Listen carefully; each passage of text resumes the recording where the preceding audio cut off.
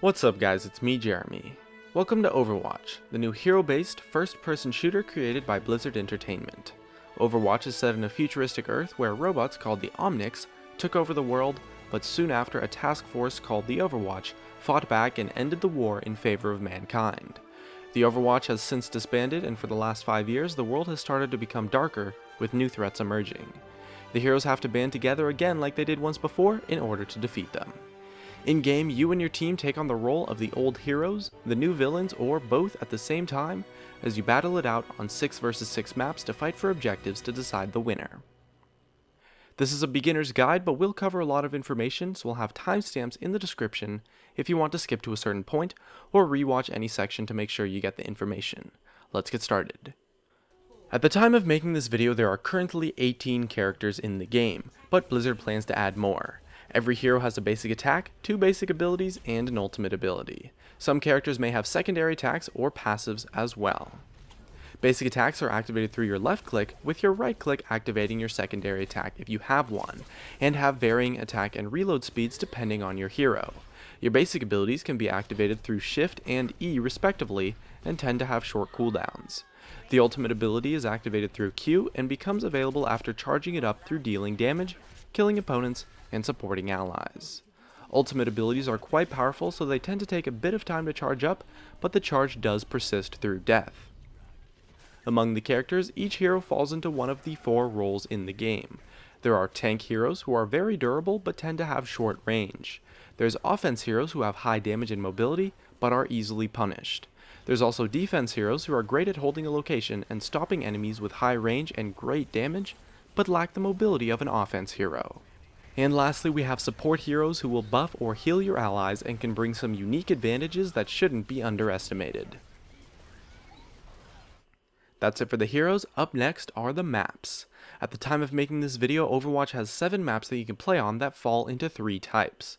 There's payload maps, point capture maps, and hybrid maps that are a combination of the first 2. Every map places one team on permanent offense and one team on permanent defense, so you always know the role your team will have going into the game in order to make your game plan.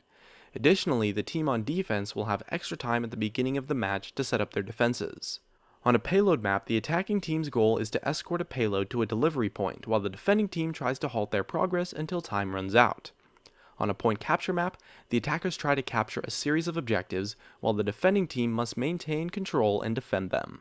The hybrid map starts out as a capture point, but after the first point is captured, it becomes a payload for the offense team to escort.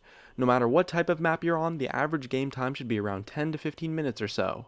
And also, each map does have health packs scattered throughout to give your hero a nice boost. Now that we've covered the maps, let's take a look at the UI. At the bottom left, you have your character portrait and health. The health bar and numbers indicate your current and max health. Underneath is your fire bar, which measures how well you're performing and displays to your enemies that you're a large threat. In the bottom, at the middle, we see a meter for the charge on your ultimate ability. It will glow with flames once your ultimate is ready to be activated. Once again, your ultimate charges up as you use your attacks and abilities throughout the game. At the bottom right, you can see your 2 basic abilities and how much ammo you have left. In Overwatch, ammo is unlimited, so the first number shows how much ammo you have in your current clip, while the second number shows how much ammo a full clip holds. You can press R at any time to reload your weapon. In the middle of the screen, you have your crosshairs for aiming, and you'll see hit markers there if you happen to damage any opponents. Finally, up top, you have the status of the objective on the map and can see what's happening with it. Since that objective decides who wins the game, be sure to pay attention to it. When you press tab, you can see the scoreboard. This will show the characters both teams are playing at the top, as well as indicate if someone is doing well in the form of fire around their portrait. At the bottom, you can see some of your own personal stats to determine how well you're doing in the game. Overwatch as a first-person shooter has several unique gameplay elements that you might not be familiar with. The respawn times are quite fast, but the time it takes to run back into the action is what delays you and makes your death meaningful. Depending at what point you are at in the game, the time it takes to run back to the objective can give an advantage to either the attacking team or the defending team, and does a great job of encouraging comebacks.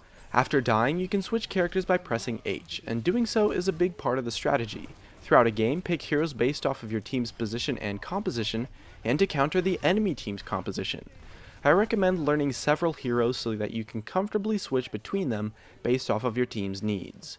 However, remember that when you do switch characters, you do lose the charge on your ultimate, and any structure or buffs that you placed on the map get removed, so be careful. Above all else, remember that Overwatch is an objective-focused game.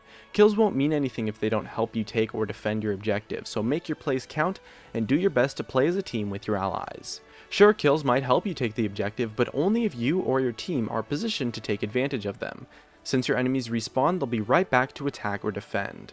As well, you should try to get a feel for the maps in private games and take some time to fiddle around at least a little bit with every hero so that you can learn what they do. No matter how you end up playing it, Overwatch is an awesome new take on the FPS genre, so good luck and have fun.